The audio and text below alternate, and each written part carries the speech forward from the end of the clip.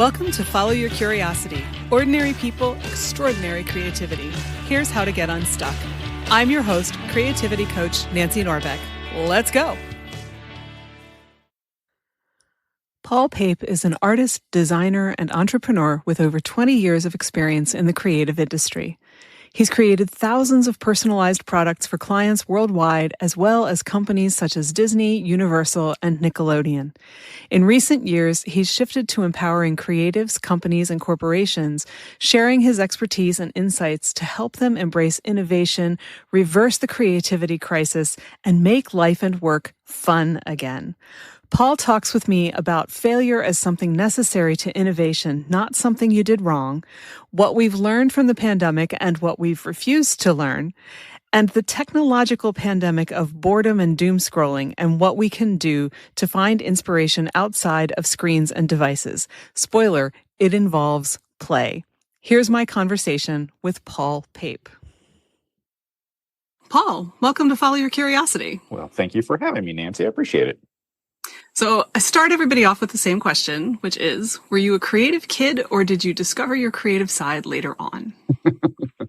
Well, how deep you There's want a to laugh. Here?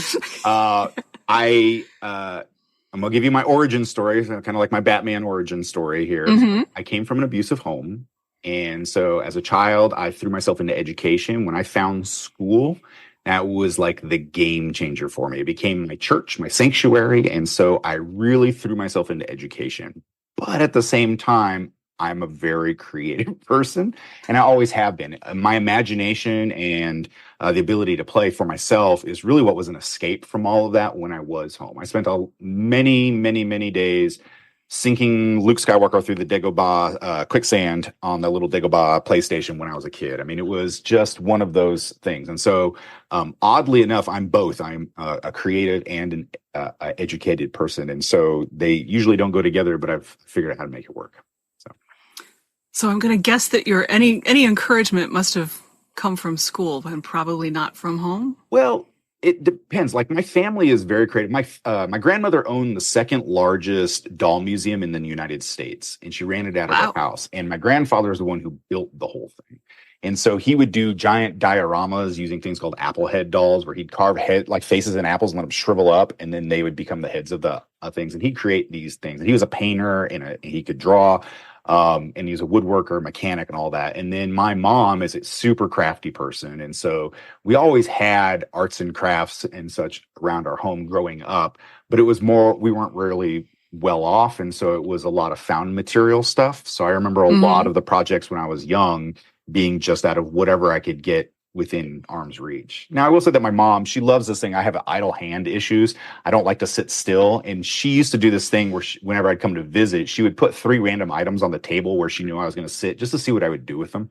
And she always laughed to herself. And she eventually told me that's what she would do. But it's just so found object art is really kind of where I got it. But yeah, family, it did inspire me a lot. I just think I got the reassurance or the okay to be who I was in school, but I think it was more when I leaned into education because I could do no wrong if you were doing the schooling correctly. And ironically, I'm a lefty. And so the hardest problem that I had in school, especially elementary school, was the fact that I was left-handed, but doing things from a right-handed perspective, because that's how you're taught as left, right. Everything is right-handed. And so I failed handwriting because I wouldn't turn my page far enough over or those kind of things. And so it was usually the creative pursuits that I failed at school as opposed to the educational things. But at home, it was an environment that nurtured being creative, however that falls. That's pretty cool. That's very cool.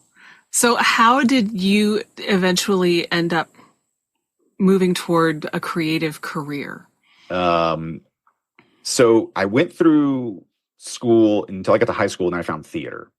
And so in high school, I became an actor, and I was casting all the leads because I didn't get stage fright. I've got a really good presentational voice and all that, but I'm a horrible actor because I can't memorize lines.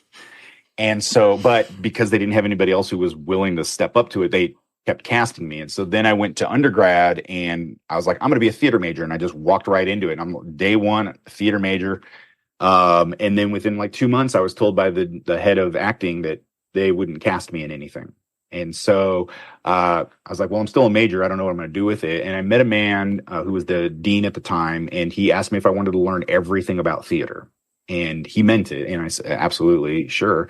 And I learned everything from the maintenance to like rigging the electrical wiring to stage management, directing, acting, and design. And eventually I fell into the design aspect of it. And I fell in love with scenic design. So I'd create the worlds of the plays. And I was really good at it. I won some really nice awards, ended up going to graduate school for it. And then when I finished graduate school, I was talking to a designer I was assisting who had all these shows on Broadway. And I asked him how it was to be at the apex of your career. And he told me it was horrible in that Oof. he he traveled too many weeks out of, he had like 48 weeks out of the year he was on the road. He paid for an apartment he was never in. He had a bunch of assistants just to keep up with the paperwork, because in the States it doesn't pay that well. And so he says, if you ever want to like lay down roots, this is not the job for you. And ironically, I just talked to him like 4 days ago, and I was telling him this, and he's like, I don't remember ever telling him this information. But it like really, it like opened my eyes. And I knew, as I was assisting him, I assisted him on a lot of different shows. And I think he just saw that I had like a wanderlust, that that I wanted more than just this one thing. And so he gave me that advice, and it really kind of shook my world, because I had just graduated with an MFA. And I'm like, now what? And my wife is a costume designer. We met doing shows, and she is still a costume designer 20 something years later. But I was kind of disillusioned by this whole thing, because when you're in school, it's always unlimited funds, unlimited time, unlimited everything. But then the reality is you'll make $300 doing 6 weeks worth of work. And that's not enough to pay your bills. And so I thought, well, let's see what else I can do. And I happened to be working on another show where I had to hand cut a bunch of tiny little chairs.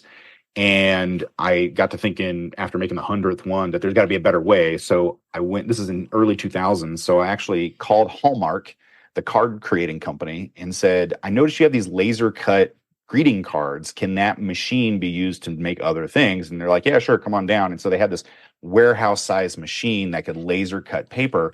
And so I designed tiny paper furniture that you could fold, called Pop Out Furniture. And that was my first real like venture into entrepreneurship in a creative industry. And then from there, I was a college professor for 3 years. I taught design in the same place I went to undergrad. I thought, since I loved it here so much, and I love education so much, why don't I jump in and be a professor? And then the curtain was pulled back, and I saw how it worked. And nope.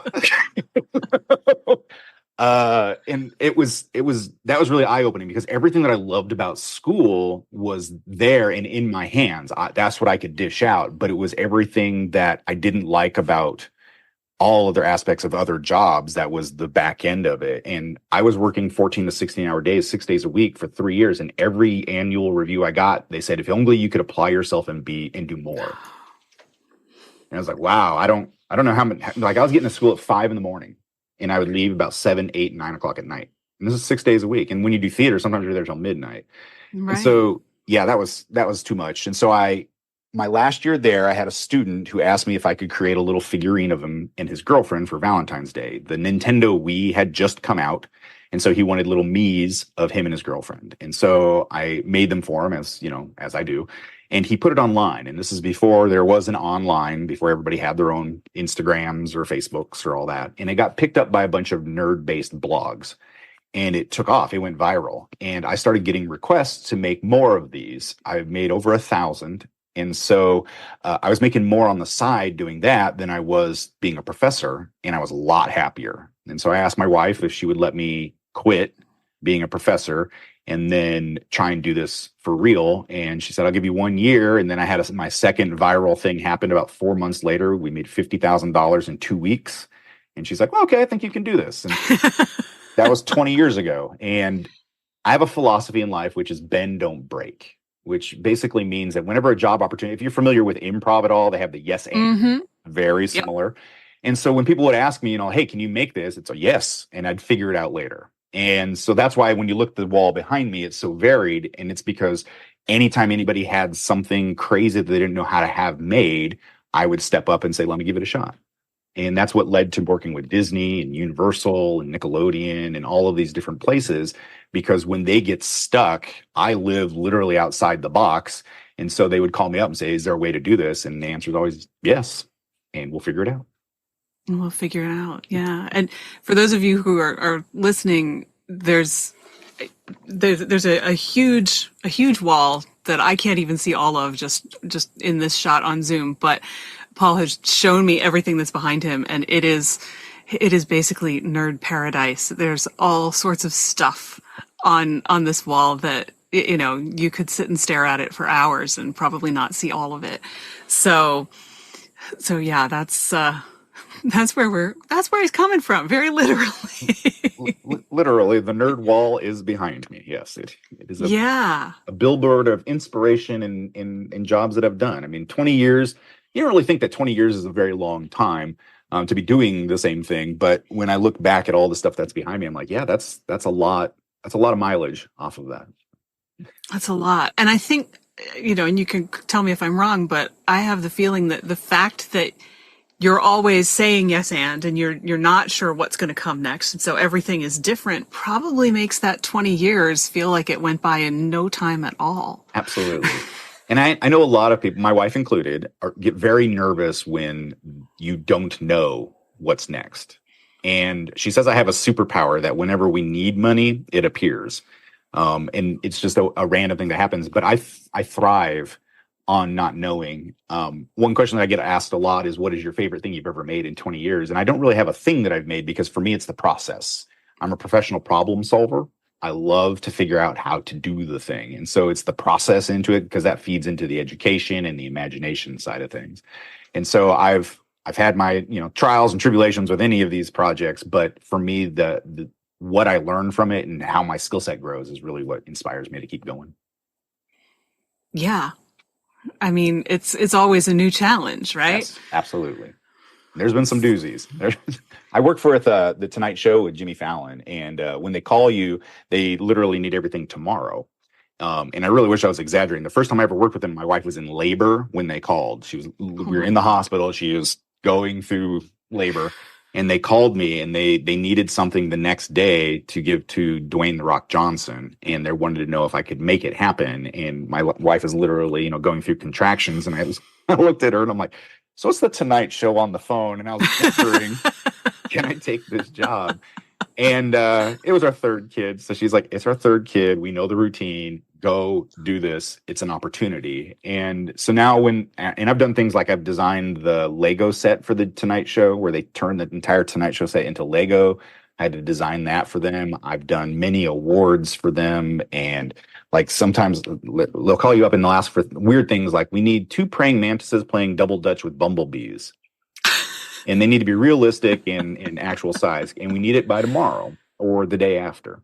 And like I said, I'm in Nebraska and they are not. And so everything I do, I have to ship to them. And so it's always a challenge to meet the 6 o'clock FedEx deadline to be able to get it to them the very next day. And it's always a challenge, but I love it. It's, you know, I thrive on that kind of, I guess pressure would be, would be what you'd call it. But it's fun. Yeah. Well, and I'm just imagining how many boxes of Lego you had to meet that FedEx deadline with. Oh, so many. So many. My kids will never want for Lego. We'll just put it that way. They just, because what we did was I designed it. So if you've ever like been to the store and you've seen like the Friends set or the Seinfeld set that they have that you can build, they basically wanted me to do the same thing, figure out how to build. And then what they did is I had to then draw it out so I knew how big one Lego brick is in real life. And then they blew it up. So I sent them all the plans, and then they built a full scale version out of what looked like Lego bricks, but they weren't Lego brick. And it was crazy just to try and, because it's not a 1-to-1 scale with Lego. It's like 1.45. And it's really weird to have to try and figure out the math on all this to make it look like the brick, but at the same time has to be human size so that they could play around it. Yeah. I think you may have just broken my brain on the math part.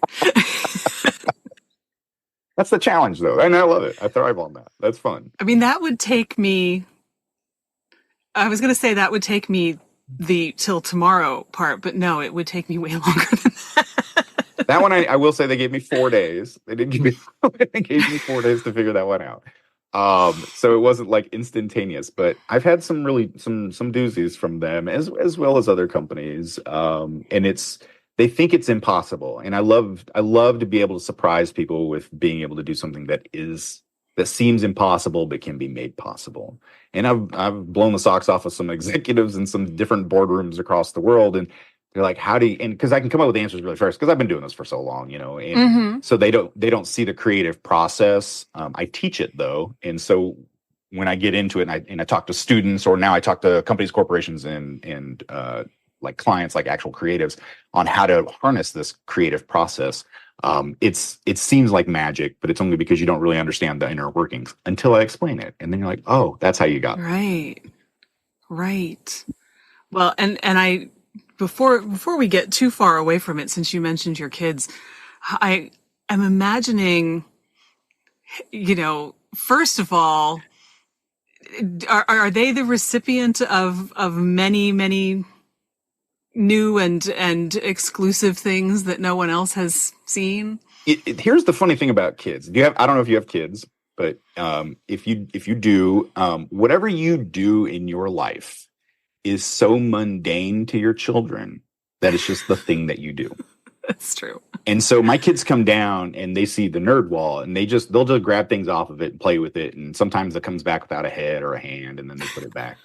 My wife is a costume designer. Everyone's like, Halloween must be the best. My kids are like, nah, we don't care. I have a house, like a tree house I built in the backyard, and we call it the tree house, but it's actually a tree mansion. It's got air conditioning and heating. It's got Wi-Fi. It's got fingerprint scanners, hardwood floors. It's beautiful. It's made of trees that support it that are actually made out of concrete, but they look like real trees. It's beautiful, and the kids have never used it. That is because when you are creative all the time, when you're born into this, it's just they're normal. Now, I will say my kids are all very creative in their own right. They all none of them want to do what my wife or I do. They want to do their own thing, and we encourage it. Please, obviously, whatever you want, be creative. And for us, it's more about, like I said, I love the process. For us, it's about giving them the fundamentals to let them understand that no matter what it is that you're interested in doing, whatever the creative outlet is, and it doesn't have to be art, anything can be creative. Just throw yourself into it, become the best at it that you can.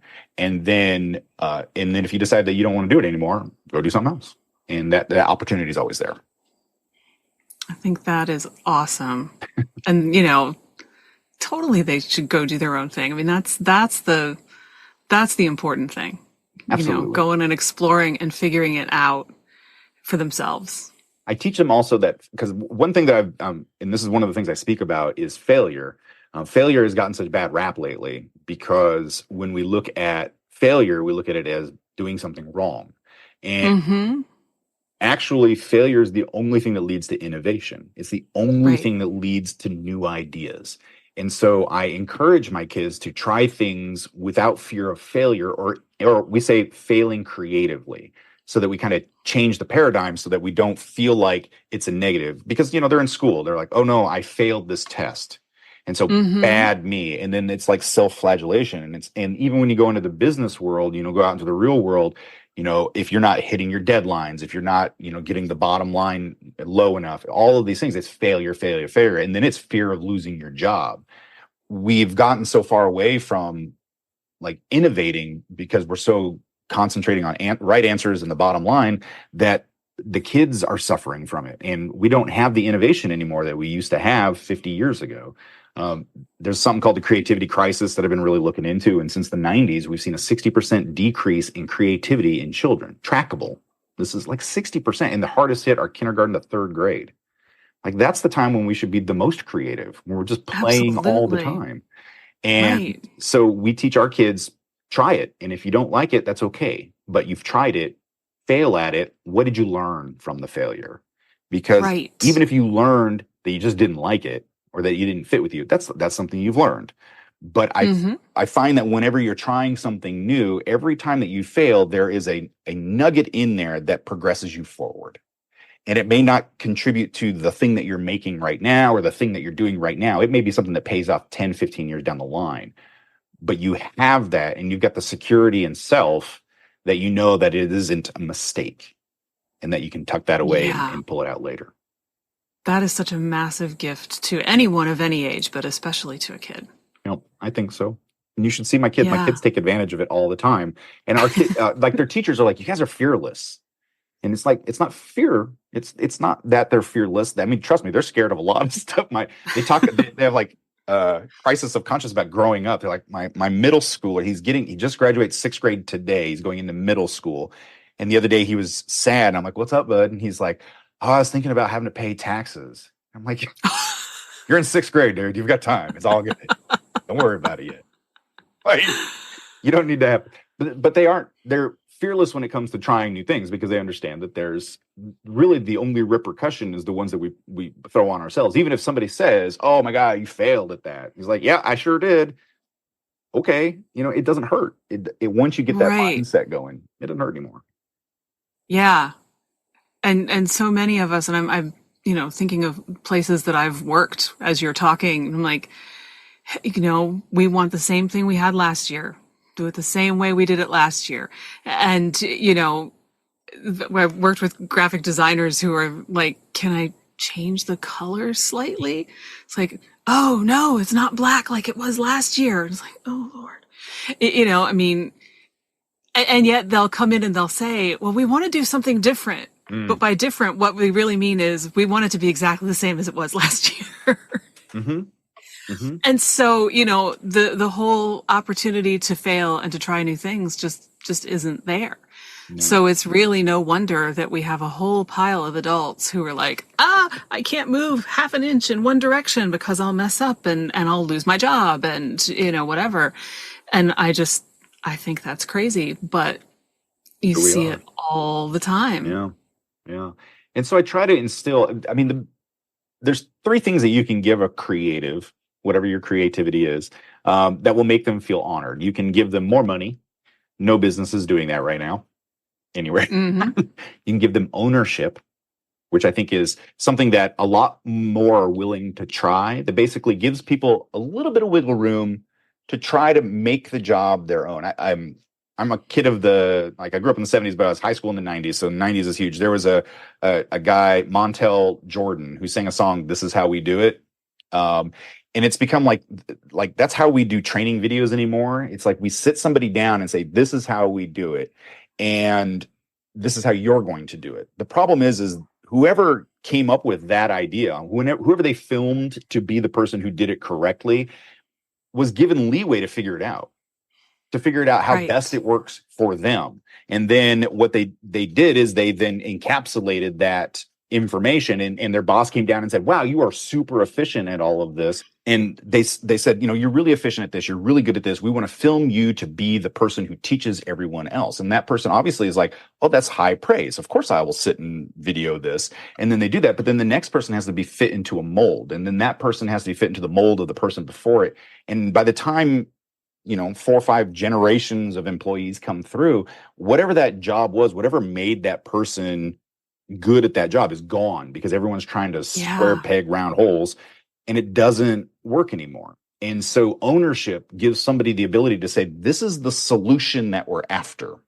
and this is where we're at and all the parts that go to it. How do you get there?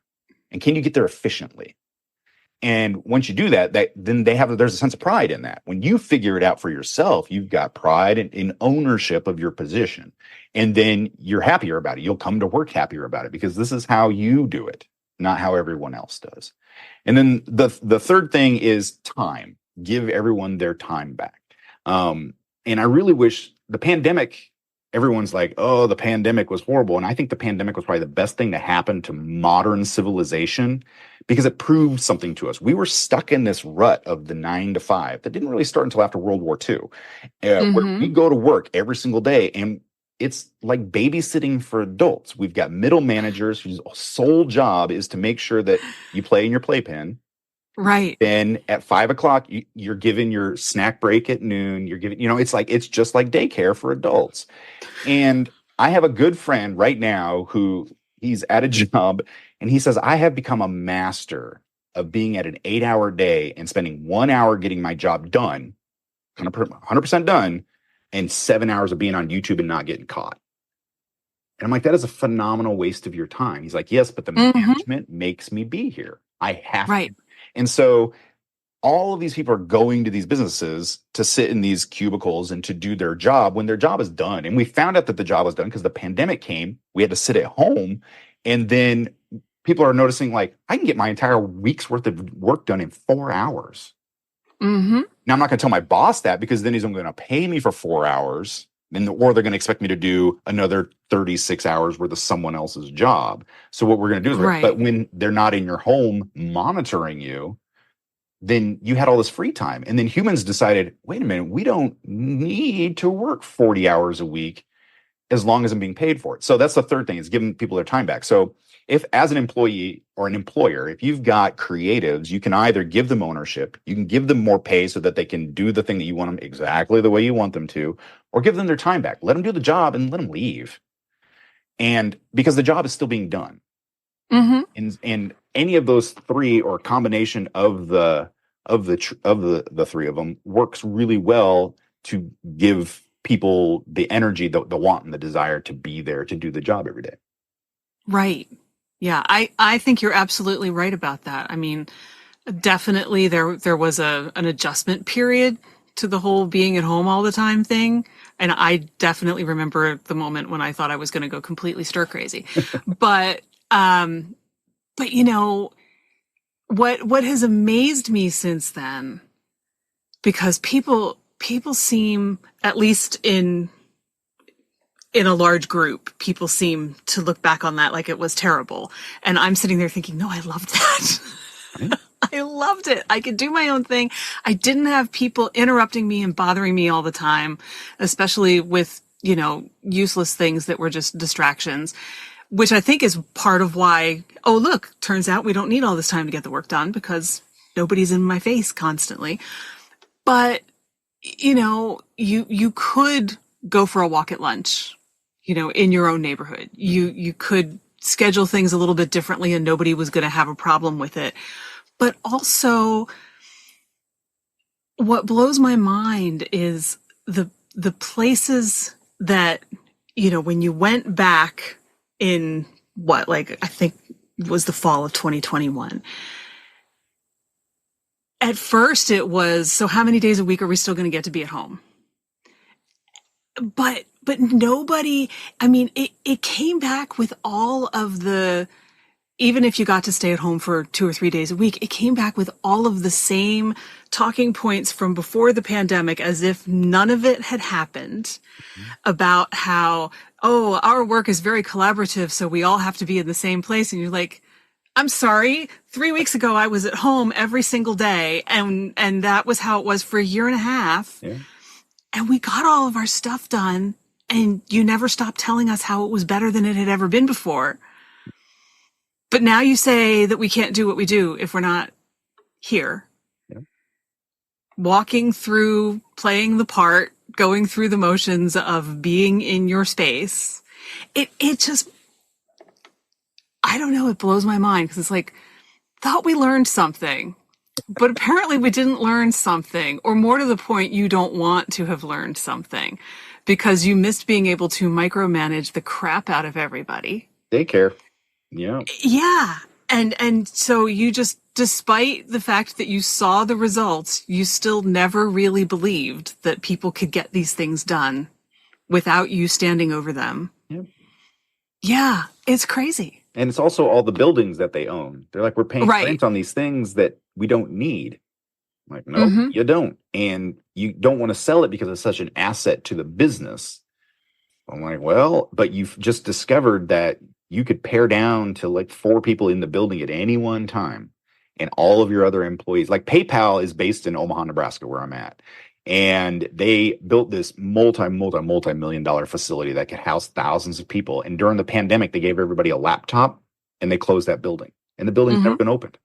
They're like, we found out everyone can work with a $1,000 laptop that we give them from their house, and everyone's happier. Everyone's getting the same pay, the same benefits. Why not? We don't need to be here. And what's good is that you pare down middle management. I mean, not to downplay middle managers out there, but it's it's an unnecessary task when, I mean, because we're adults, we can self-regulate. I mean, as much as we don't want to think that, and there are people that during the pandemic, and I know some of them personally, that had a hard time. Yeah. The isolation. They are, because we as human species, we are social by nature. Mm-hmm. And I think that that's still necessary, but time is our most valuable asset because we can be given more money. We can have money taken away. We have a finite amount of time. It's an unknown quantity. And when it's gone, it's gone. And so when the pandemic came and we figured out we could do our job quicker, we had more time to be us. We had more of our life back. Yeah. And so that is the biggest stumbling block, I think, with bringing everyone back, is that now we tasted the golden apple of freedom.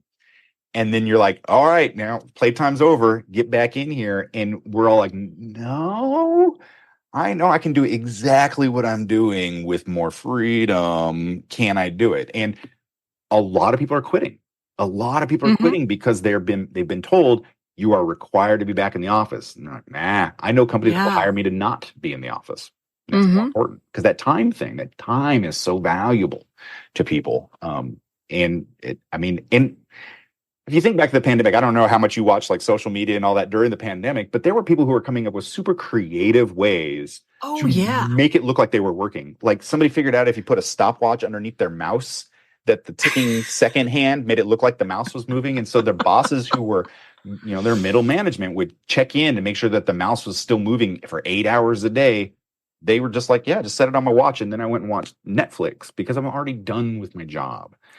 Right. And as humans, we are creative. I mean, we are the only species that we know of who are truly creative. The actual definition of creativity is to be able to use your imagination or to create new ideas. And that's what we do. I mean, that is literally in our foundational being. And so when we're confronted with something that we don't want to do, we will find creative solutions. And even when we find things that we want to do, we'll find creative solutions to make it take longer. It's because that's just who we are as a species.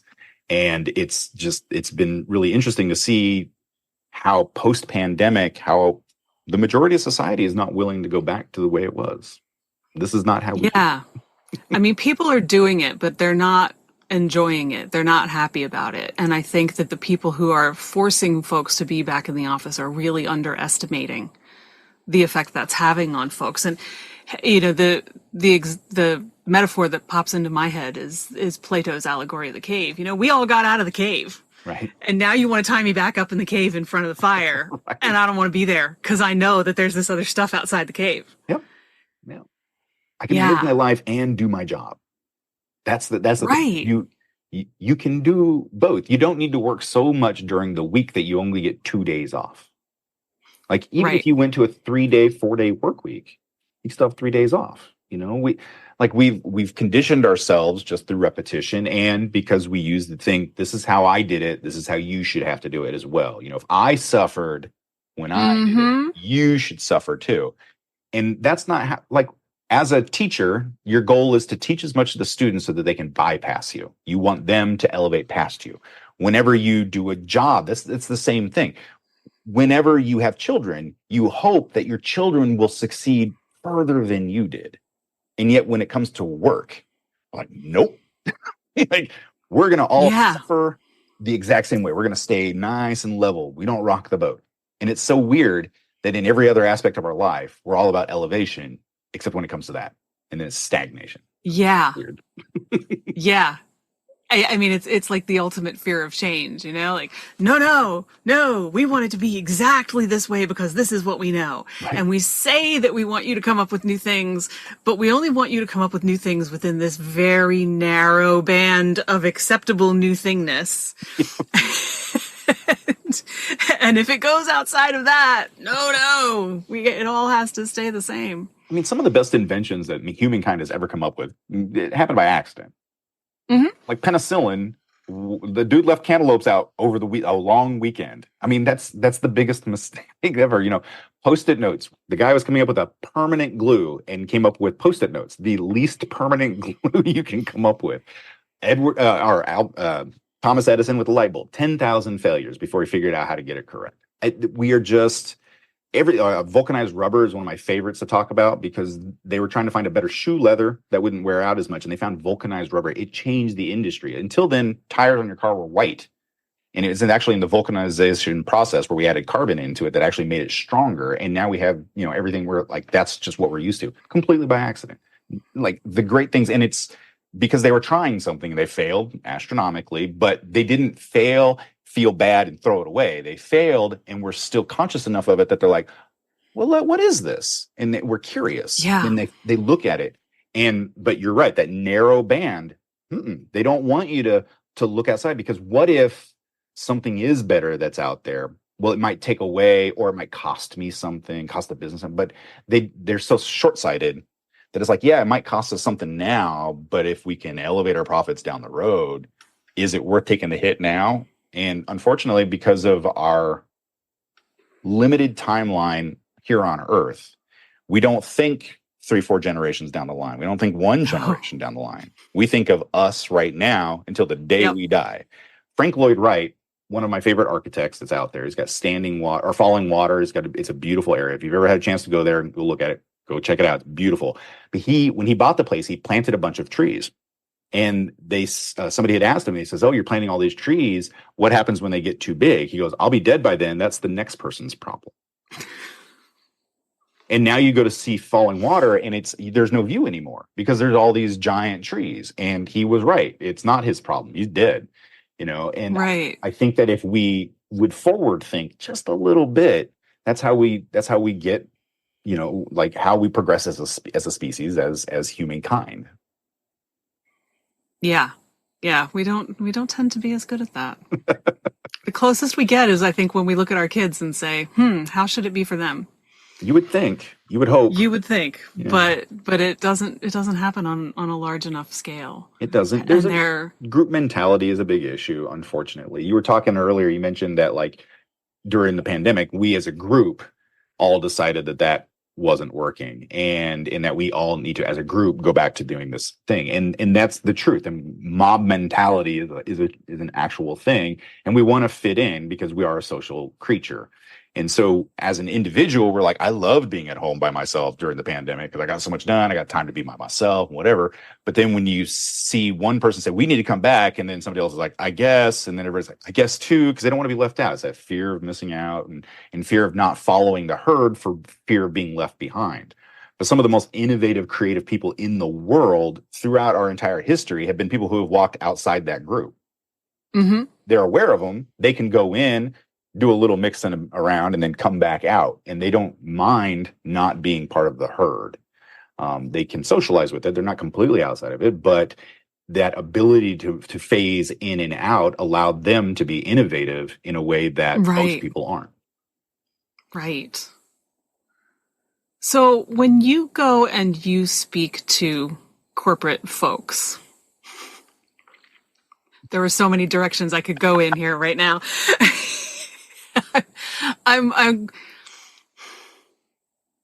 Do you have much hope that they'll actually listen? Oh my goodness. I've had people ask me, what's the turnover rate of like them actually taking what you give them? And I'm like, 50-50. Like, that's, I can tell more than I would have thought. Because a lot of people who bring me in, they know what I'm coming in for. And so I think that benefits me. When you can tell within like the first 3 minutes of any speech as to whether or not they're going to take any of it to heart. A lot of it, and public speaking is a weird profession because you've got to excite them enough to want to be there, because they're usually 9 a.m. They're being forced to go to this convention or whatever. So you've got to excite them to be there. So you get out on stage and you want to play a game and you want to make them laugh and you want to give something poignant and all this. But at the end of the day, I could scrap every bit of that as long as you would just do the one thing I want you to do, and like the one thing that I lead with is I want you all to play. I mean, like, if you think about it, when was the last time you actually just played for nothing? No stakes, no nothing, just play. We don't do that anymore. Yet our children do it all the time, and we encourage them. Go outside and play. What does that mean? I don't know. I don't do it. It's like, no, I do it. It means they're out of my hair for a couple hours is what it means. But go entertain yourself But Yeah. we don't teach them how, and we don't do it anymore ourselves. So what does that mean? Well, now it's this. You'll pick this thing up and stare at it and let this be my entertainment. And it's unfortunate. And so when I go out there, that's the one thing I want anybody to take away. I want you to play, I want you to fail, and I want you to play. You'll just do those two things. Um, the problem is we think play is childish. Yeah. And it's not. It's not, because it's in play that we innovate. And I love to use the word innovate, and I say it a lot, but it's truly where it comes from. It's when we let loose any of our inhibitions. One example that I like to give when I'm doing speeches is that as a baby, when we're born, nothing means anything. Like, language is all made up. Everything is make believe. And as soon as, like, our parents start to teach us, from the very first thing, dada, we are given a brick. And we lay that brick down, and as that brick has constraints, this is dada, mama. And then as we go through our life, we're constantly adding these bricks of education around ourselves. These are the structures of our life. And we build it up and up and up and up. And eventually we find ourselves in a box. And what we forgot to do was put a door or windows in it. And we are constrained within these limitations of rules that people have given us throughout our entire life, through education, job, all these different things. And we're stuck inside this box. And what I try to teach people is you need to get out and play. You need to put a window in your bricked in house here so that you can step outside and actually see things in a lawless, ruleless way. And there are very, very, very prolific people out there who have figured out that most of the brick wall or room that we build around ourselves are group mentality ideas. We don't have to abide by them. And they figured out that they're not going to. And so they step outside of it, and they live their entire life with the box next to them. And so they have the rules, they understand the rules, but they're not going to live by it. But they're not going to buck the system so much that they're ostracized. They just understand that those constraints that we put on everybody, like a 40-hour work week, is not necessary. A 4-hour work week can be a great thing, and it's possible. You don't need to follow all of these strict rules, just enough to be able to fit in with society. But then you can live literally your best life by not staying inside that box. Yeah. It's a great metaphor. It's a great image. Because yeah, I mean, and it is that it's the social pressure. It's the, we are social creatures. We want to fit into the group. And so you're socialized to fit into that group, but that doesn't mean that that's the place for everybody. And it might be the place for fewer of us than we think. But yeah. But we're there. We're there. Yeah. And it's hard to unlearn. Mm. And that's why I say play. Play for me is actually, it's a oh, now the word's just going to escape my brain here. So it stands for something. PLAY stands for, it's ponder, learn, apply, and yield. And ponder, I want you guys, like, what I tell everybody is start a daily practice of play and ponder. I want you to use your imagination. Imagine new things. Imagine fixing something in your life that you use on a daily basis to make it better for you. Ponder these things. Imagine it. Just use your imagination and go wild. It doesn't. This is how we innovate in our own lives. Like, I've got my coffee cup and I'm always drinking. I'm like, how can I make this better? And I think of like 10 different ways that I can make it better. Some of them are impractical. Some of them would only be useful to myself. That's okay. Then learning is something that it's a lifelong thing. The day you stop learning is the day you start dying. It's just, you have to continue learning. And when I say learn, a lot of people instantly go school. And learning is not school. I mean, this thing right here is the best device for learning. And you can dive into any rabbit hole that you want. And you can learn as much as the things that interest you. And you don't need to be a generalist and super knowledgeable in everything to be really good at anything. And so, but constantly learn, because our brains are really interesting machines in that it consumes everything that happens to us all day long. Whether we're consciously aware of it or not, it is taking it in and it's categorizing it. And so when we have genius ideas, which comes into apply here, is when you take the learning stuff that you've done and the imagination stuff that you've done, and you apply the two together to create something that actually could work. we like to think that we have divine inspiration, where like God comes down and jiggles the gray matter in your brain. And that's not what's happening. What's happening is that your imagination and the things that you've learned are being put together inside your brain. Yeah. Yep. And this is what leads up to yield. And yield is one of the hardest things for people to do these days, especially because we're conditioned not to. And especially in the technological age that we're in, is that you've got to stop and give your brain time to decompress. You've got to yield to not pick this up and doom scroll all day long. To, when you go out in nature, yeah, it's great to listen to music, but when was the last time you walked without music playing and just heard bird and bug sounds, or the sound of your feet hitting pavement? It's what I like to say is whenever you're coming up with a brilliant idea, or you've come up with an idea that you're like, oh, that's genius. It never happens when you're in work, when you're at the job, when you're at the desk and you're pouring over paperwork. It happens when you're driving. It happens when you're trying to fall asleep, when you're in the shower. Shower thoughts are a huge thing. And that's because your primitive brain is preoccupied with a task that is mundane and easy, and we can do it in our sleep. And then what that allows is it allows for the creative side of your brain to actually form these ideas and to be able to, put these things together. But if your brain is constantly active, it's like a computer that's running on overdrive all the time. And if you've ever been one of those people who's fallen asleep scrolling through your phone, and then you wake up the next day and you're exhausted, and it's because your brain does not have the time to sort and process all that data that you're throwing at it. And so while you might physically be asleep, your brain is not. And so you need to yield. Give yourself moments in which you just live your life. Be inside here for a minute. Not in a device, not learning, not playing, not imagining, not any of those things. Just be. And then what you'll find is that ideas come quicker. You're just like, oh yeah, because your brain's got, it's now created these neural pathways that allow you to think through things a lot easier, and you can grab from this. So when I do that magic trick where some company calls me up and says, how do you do this magical thing? I had one call me up. I worked on this movie called The Creator.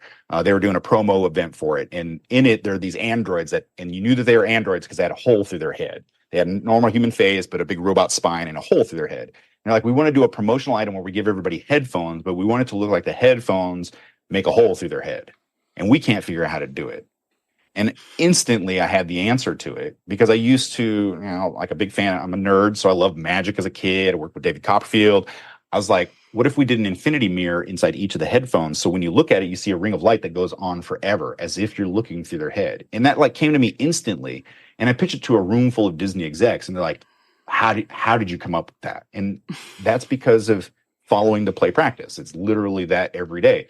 And it's just pulling from all of these random things. You wouldn't think magic tricks would come into headphone design, but it works seamlessly. It was so easy to implement into that. But it blows their minds. It becomes magic to them. Yeah, because they're not doing any of that. They're saying we want X and it's going to make us this much money, and that's the important thing. But you're also reminding me, like, I don't think we know how to be bored anymore. No. I mean, you keep, referencing the phone, and the phone, I think, is the huge thing. And sometimes I say to myself, okay, but, I would take books with me back when, books were still a thing, and you could, I could stick one in a bag, and if I had to sit on a train or wait in a waiting room or whatever, I'd read the book. And is it really that different? But it is. Mm-hmm. I mean, even if I am reading a book on my phone, the phone still is the source of every possible distraction.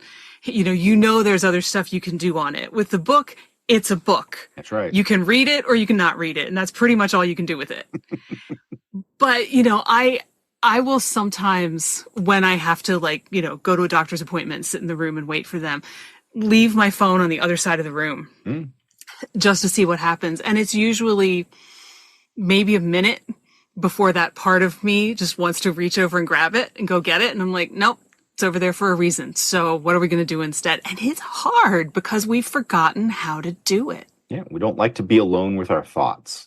No. Which is funny because, we're alone with our thoughts 24/7. It's the only guest we can't make leave, And yet we want to silence it. And it's really interesting if you take the time to listen to what that little voice is telling you, it's just trying to lead you to a better place. I mean, there's mental illness and such, and I hate to generalize in that regard, but Right. for the majority of people, the that voice is saying, why don't you try that? Why don't you are very happy when you're doing this? Why aren't you doing it? And you're like, nah, I'd rather doom scroll through Reddit or Instagram or whatever, because I want to find joy in what everyone else is doing rather than making my own. Because it's too much work. You might fail, those kind of things. That precondition, Right. all there. We're in our little brick house, and it is amazing how, like, my son, I have a 9-year-old, and he has every device known to man, because that's part of my job, so I can have every gaming system, and he's got his own computer, and he's got Lego forever. He's got all these tools, and he'll come out and he goes, I'm bored. Right. And I'm like, you have everything at your disposal and the wide world outside, and yet you say you're bored. And it's not that he's bored. He's lost the ability to self-propel play. Like, Right. he needs someone to say, this is the game that you're going to play, and these are the rules. This is the drawing. Like, he loves to draw, but he's like, I don't know what to draw, so tell me what to draw. And we're all stuck now with this need for prompting rather than self-prompting. Mm-hmm. It's a hard one to break, because in school it's the same thing. What is my assignment? Right. Oh, I'm going to do this. Right. Okay, and that's what I'm working on. And you've got 15 minutes to do it, and then you're done. Okay, then what now? Now what? And that's what we do. And we just conditioned ourselves to not be able to self-direct. And I think we've been trained to believe that we need to be given the prompt rather than coming up with our own, like that ours isn't good enough. And so we need the one from the teacher or the manager or whoever. I think that confidence gets trained out of us in that process. An authority figure. And yet you go talk to that authority figure, they have no idea what's going on any more than you do. No clue. So it is interesting. And I mean, if you can, we don't like to retrain ourselves because it's work.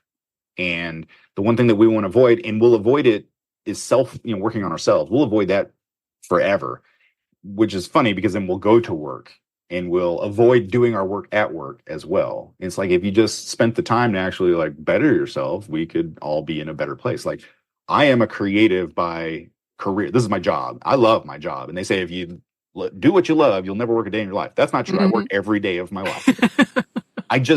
I'm not burdened by it to the point that it's a chore. It is work, but it is something that I enjoy doing.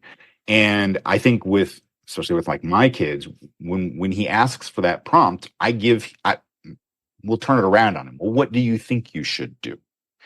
Well, oh, I'm bored. I don't know what to do. Well, name 5 things in the house that you have that you could do. So we turn it around on him so that he's forced to be the mediator to his own issues. Right. And I think that it helps them to redefine the answer, so that eventually we just don't hear from him at all, because he's like, I am bored. Oh, but I know I can go do this. And he swaps out what he's doing all the time now to just do random things, and I think that's good, because he's not bored. He's just short attention span, which is a different issue altogether. Yeah. Yeah. But, it's funny, because the other thing that I have noticed with the phone and all of the social apps and everything, because I'm as likely to fall into that as anybody else, is that lately I sit there and I think, this is boring. Like, I'm really, really aware that this is boring, and that there's just this, that I've trained myself to go and look and see what's there, even though with something that seems to start out as interesting, within 20 seconds, I'm like, yeah, it's not, and yet you still do it for a while before this is boring takes over. And I think it's because it's just so easy. It is the easiest thing to do. There is no friction. You just pick up the phone, and as long as you have an internet connection, you think you have entertainment, and it's kind of like there was an ad boy, a long time ago, probably at least 20 years ago. And it was probably for somebody like AOL, where, this guy in his pajamas at his desk looking at his computer, and it comes up and it says, "You have reached the end of the internet." It's like, and the guy's sitting there going, "What do I do now?" Because the internet became the source of entertainment. Yeah. It's like, I babysit my nephews, and like, hi, there are board games. There's a soccer ball outside. There's all of this other stuff. And you guys just want to sit and stare at Minecraft on your iPad. Yep. And the thing is I'm not down on that, though, because my youngest, he loves his Minecraft. All of my kids have gone through that phase. But I ask him what he's doing on Minecraft. And I think that's the key. My youngest, he creates stories. He's a storyteller. And so he doesn't have the tools to be able to make a motion picture, but he's got Minecraft. And so he can create little worlds and little scenes. And then we'll be like, "Hey, what are you working on?" He's like, "Well, come here and I'll show you." And it's like, "This is this guy's character." And he goes over to here and this happens and this happens. And I'm like, that's an interesting way to use Minecraft, as opposed to just mindlessly going through the world and doing whatever. I think that is it. If we encouraged that part of it instead of the, because devices I don't think are inherently bad. It's just that we do find them to occupy every moment, every free moment, because we're afraid of being alone or bored. That I think that it is important that we encourage a specific type of play with those devices rather than just being the time suck, the doom scroll that they all are. And don't get me wrong, I'm just as susceptible to the doom scroll as everyone else. My favorite thing is when I fly, I don't like to pay for internet on the flight because it rarely works. And then two, I just sit there and I'm just like doing this, the entire, you're doom scrolling. And sometimes I'll just sit and stare and just I'll people watch, because it's infinitely more interesting to me to do that than it is to sit and scroll through Instagram or these other things. And it's one, saves me money, but I'm able to put that device away and just kind of be around. And I've had some great ideas come to me while flying, staring out the window, watching clouds go by, because my brain's able to sort that information out and come up with some things. It's like, the whole driving the car, being in the shower thing. Yep. Your brain is in that state where all of that stuff can come together. Yep. That's kind of like, sitting at the airport watching all of the people around you is similar thing. Or you used to, tell people, go to the mall and just listen to how people talk. And of course, that's not as much of a thing anymore. But yeah, I mean, there are ways to go and give your brain something to chew on without boring it to tears and ruining your eyes while you're staring at a screen. Absolutely. And we'll get there. And I think like companies are moving to what's called AR, which is augmented reality, where they don't want you to hold the device. They want to just kind of put it in your peripheral. And I think for a lot of unfortunately, it's all led by companies and it's all company bottom line. So they want to just inundate your life with ads, which I think is sad. But if we could live our lives in which we don't have to be beholden to the square, we could actually have something that if something important happens, or we could turn it off, but it would then just be part of the peripheral. We're still living our lives. Our heads aren't down. We're not staring at a device this way. We're actually still entertaining the world that's happening around us. But eventually, like some things, because we do want that distraction. We want to be connected. We want to see what the rest of the world is doing. And that's because we are a communal species. We want, we're a herd mentality type of thing. And so we want to be part of that. But at the same time, I think we lose sight of what's going on right around us. And I'm hoping, I'm rainbows and unicorns guy. So I think with future tech, I would love for that part of it, that augmented reality, to give us the ability to live our lives are not distracted by a thing, an object that we have to carry with us, but instead, if we need a distraction, the distraction is like peripherally available, so that we're still in the moment. When we walk across the street, we actually see if there's traffic, as opposed to staring at our screen trying to get directions or whatnot. We are still living our life, and that's for me, that's the hope with augmented reality and futurism. But we'll see where it goes. We will indeed.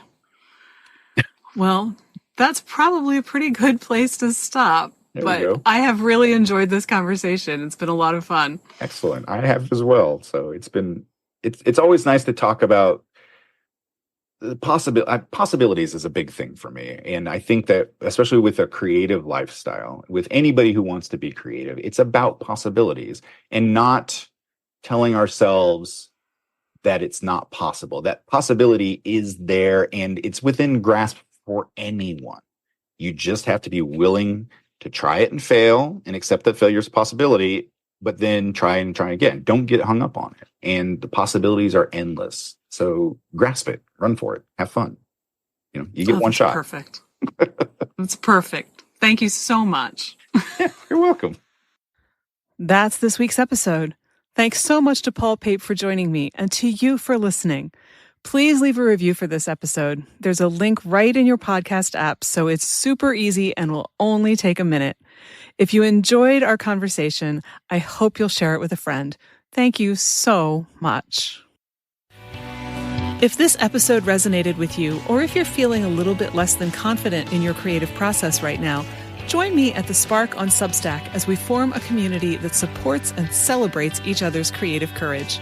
It's free, and it's also where I'll be adding programs for subscribers and listeners. The link is in your podcast app, so sign up today. See you there, and see you next week. Follow Your Curiosity is produced by me, Nancy Norbeck, with music by Joseph McDade. If you like Follow Your Curiosity, please subscribe, rate, and review on Apple Podcasts or wherever you get your podcasts. And don't forget to tell your friends. It really helps me reach new listeners.